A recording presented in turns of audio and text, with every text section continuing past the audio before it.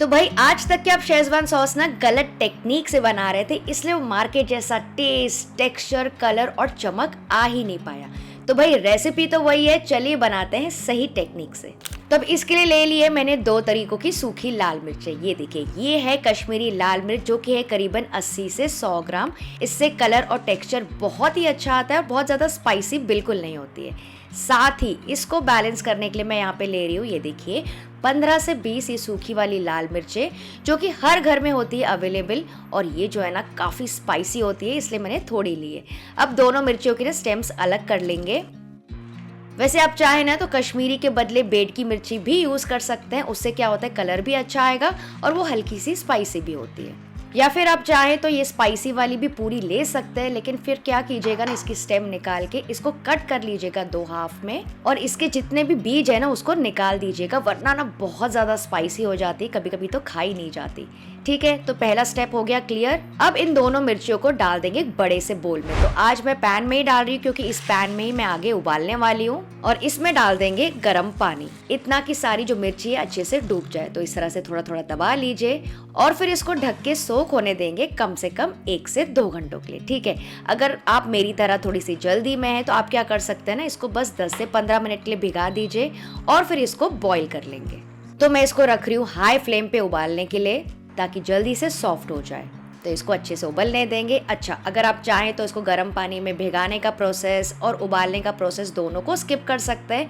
आप सिंपली क्या कीजिए ना, रात को इसको भिगा दीजिए नॉर्मल पानी में और पूरी रात के लिए भीगने दीजिए, तो भी मिर्चियाँ फूल के सॉफ्ट हो जाती है। तो ये देखिए अच्छा खासा उबाला आ गया है, तो इसको इस तरह से दबाते रहिए ताकि मिर्चियाँ अंदर तक के सॉफ्ट हो जाए। और अब गैस का फ्लेम रख दीजिए मीडियम पे और इसको और उबलने दीजिए 4 से 5 मिनट के लिए। वैसे बॉईल करने के क्या फायदे मैं आपको बता देती हूँ। इनका जो कच्चापन है वो निकल जाता है।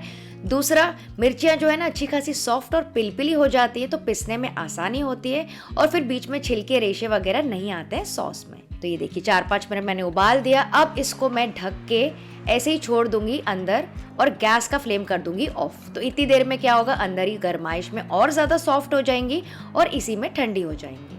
चलिए चेक करते हैं। ये देखिए मिर्ची जो है अच्छी खासी सॉफ्ट हो गई है और काफ़ी ठंडी भी हो गई है, तो इनको ट्रांसफ़र कर लेंगे ब्लेंडर में।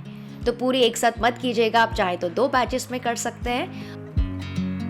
और ये देखिए जो पानी है ना मिर्चियों का, इसको ना फेंकना मत, इसको हम यूज़ कर सकते हैं। और ये देखिए उबलने के समय जो एक्स्ट्रा भी बीज होते हैं ना मिर्ची के, वो अपने आप अलग हो जाते हैं। तो मैं यही वाला पानी थोड़ा सा यूज़ कर रही हूँ पिसने के लिए। तो इसमें से 3 से 4 टेबल स्पून डाल दीजिए, कम से कम पानी डाल के इसको पिसना है। और अब इसको अच्छे से चला लेंगे, और इसको ना बहुत ज़्यादा भी नहीं चलाना। ये देखिए मैं आपको दिखाती हूँ, इसका टेक्सचर बिल्कुल हल्का सा दरदरा होना चाहिए। इसी की वजह से शेजवान सॉस का बेस्ट टेस्ट आता है, एकदम स्मूथ बिल्कुल मत करना। तो अब इसको हमें प्रोसेस करना है शेजवान सॉस बनाने के लिए। तो चलिए इसको पकाते हैं। तो अब पैन में डाल देंगे करीबन 3/4 कप तेल। इतना तेल इसमें लग जाता है क्योंकि हम स्टोर भी करने वाले हैं। इसमें मैं डाल रही हूँ 1 टुकड़ा दालचीनी का, बस हल्का सा फ्लेवर आता है इसका। अब ये देखिए काफ़ी सारे लहसुन मैंने डाल दिए। फूड प्रोसेसर में आप डाल सकते हैं, या फिर इस तरह के रस्सी वाले जो चॉपर होते हैं ना, इसमें आप चला लीजिए, मतलब चॉप कर लीजिए। ये देखिए बहुत आसानी से प्रोसेस हो जाता है और एकदम बारीक कट जाती है लहसुन। और मेजरमेंट से अगर आप देखेंगे तो ये है 3/4 कप। तो 3/4 कप लहसुन इसमें डाल देंगे बारीक कटी हुई। 1/4 कप मैं डाल रही हूँ बारीक कटी हुई अदरक। फिर मैं डाल रही हूँ करीबन 3 से 4 टेबल स्पून बारीक कटी हुई धनिया की डंठल। आप चाहे तो इसके बदले सेलरी भी यूज कर सकते हैं। और इसको ना मिक्स करके पकाएंगे मीडियम हाई फ्लेम पे 3 से 4 मिनट के लिए, ताकि जो अदरक लहसुन का कच्चापन है ना वो हल्का सा निकल जाए। बहुत ज़्यादा भी हमको इसको नहीं पकाना होता है, क्योंकि क्या होता है ना, इसका जो कच्चा टेस्ट होता है ना अदरक लहसुन का, वही मेन फ्लेवर होता है शेजवान सॉस में। यहाँ पे अब हम डाल देंगे हमारी तैयार की हुई पेस्ट। तो सारी मिर्ची की पेस्ट यहाँ पे डाल दीजिए और फिर इसको लगातार चलाते हुए पकाते रहना है मीडियम हाई फ्लेम पे कम से कम 8 से 10 मिनट के लिए। तो वैसे तो इसमें ऑथेंटिकली सेलरी डाली जाती है, लेकिन आज मेरे पास नहीं थी, इसलिए मैंने धनिया की डंडियाँ डाली है। तो इस तरह से अगर आप पकाते रहेंगे तो मिर्ची का जो टेक्सचर है ना वो थोड़ा सा बदल जाता है, एकदम क्रम्बली सा हो जाता है। और फिर अच्छी खासी भुनाई के बाद जो तेल है ना ऊपर सतह पर भी आ जाता है। तो इतनी देर तक हमको इसको पकाना है। और अगर आप ज़्यादा पानी डाल देंगे ना पिसने के समय, तो इस स्टेज में ना काफ़ी छींटे उड़ते हैं, तो आप इस चीज़ का ध्यान रखिएगा। तो अगर आपको ऐसा लग रहा है कि काफ़ी ज़्यादा छींटे उड़ रहे हैं, तो आप इसको ढक के पका सकते हैं लो मीडियम फ्लेम पे करीबन 5 से 6 मिनट के लिए। और अब देखिए इसका टेक्सचर कितना चेंज हो गया है, कलर भी काफ़ी अच्छा हो गया है। तो यहाँ पे डाल देंगे करीबन 1.5 टीस्पून नमक, क्योंकि थोड़ा ज़्यादा नमक इसमें डलता है। 1 टीस्पून डाल रही हूँ शक्कर, 2 टेबलस्पून डाल रही हूँ विनेगर, खटास और स्टोरिंग के लिए, मतलब कि प्रिजर्वेशन में मदद हो जाएगी।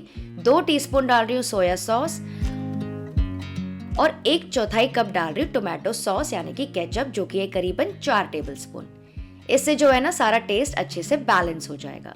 अच्छे से मिक्स कर लेंगे। तो इसमें कोई भी आपको रेड चिली सॉस, पेस्ट या फिर हरी मिर्ची डालने की बिल्कुल भी ज़रूरत नहीं है, क्योंकि हमने इसमें पहले से ही स्पाइसी वाली लाल मिर्ची भी ऐड की है। अब ऑथेंटिकली ना इसमें शेजवान पेपर्स डाले जाते हैं, लेकिन आज मैं यहाँ पे यूज़ कर रही हूँ बस आधा टीस्पून काली मिर्चों का पाउडर। आप चाहे तो इसके बदले सफ़ेद मिर्च का पाउडर भी डाल सकते हैं। और ना इसमें अजीनोमोटो भी डाला जाता है। आप चाहे तो अजीनोमोटो के बदले एरोमेट पाउडर भी डाल सकते हैं, लेकिन आज मैं दोनों नहीं डाल रही हूँ। तो इसको थोड़ी देर और मिक्स करके पकाएंगे 2 से 3 और मिनट के लिए। तो मेरी बेटी का तो ये फेवरेट शेजवान सॉस है, वो हमेशा ही ऑर्डर करती है ऑनलाइन, लेकिन जब से मैंने ये वाली सॉस बनाना शुरू किया है ना घर में, बस मार्केट वाली तो हमने खरीदना बंद ही कर दी है। तो यहाँ पे आप थोड़ा सा टेस्ट करके चेक कर लीजिए नमक वगैरह। और अब देखिए एकदम बराबर भुनाई हो गई है, ऊपर सतह पर तेल अच्छे से सेपरेट हो गया है। और यही तेल मदद करेगा इसकी प्रिजर्वेशन में, यानी कि ज़्यादा समय तक कि आप इसको स्टोर करके रख सकते हैं, बिल्कुल अचार की तरह। तो एक्चुअली ये चिली ऑयल ही है, जो कि आप काफ़ी सारी रेसिपीज में यूज़ कर सकते हैं। तो बस गैस का फ्लेम कर देंगे ऑफ और इसको कम्प्लीटली ठंडा होने देंगे स्टोरिंग के पहले। और फिर स्टोर करने के लिए ना कोई भी आप ऐसे क्लीन जार ले लीजिए, उसको अच्छे से धो के साफ करके अच्छे से सुखा लेना और इसमें आप फिर स्टोर कर सकते हैं। बहुत ही ज़्यादा अमेजिंग बनती है घर पे, और इसकी स्पाइसीनेस, टेक्सचर और ऑयल को आप अच्छे से कंट्रोल भी कर सकते हैं घर पे। तो ये 1 से 2 महीनों तक की ना अच्छी रहती है फ्रिज में। उसके बाद आप इसको यूज़ कर सकते हैं fried rice, noodles, Chinese, dosa, Manchurian, wraps, sandwiches, किस में भी। वैसे आपका कौन सा फेवरेट है, शेजवान राइस या फिर शेजवान नूडल्स? तो भाई अब ये तो तैयार हो गई। अब इसको यूज करके चलिए मैं आपको फटाफट से बताती हूँ कैसे बनाते हैं शेजवान फ्राइड राइस। तो वॉक में ले रही हूँ 2 टेबलस्पून तेल, डालेंगे 1 टेबलस्पून बारीक कटा हुआ अदरक, डालेंगे 1 टेबलस्पून बारीक कटा हुआ लहसुन, थोड़ी सी लंबी हरी मिर्चें, सूखी लाल मिर्च और थोड़ा सा चला लेंगे। फिर डाल देंगे हरा प्याज, इसको भी थोड़ा सा चला लेंगे। फिर मैं डाल रही हूँ गाजर और बीन्स इस तरह से बारीक कटा हुआ।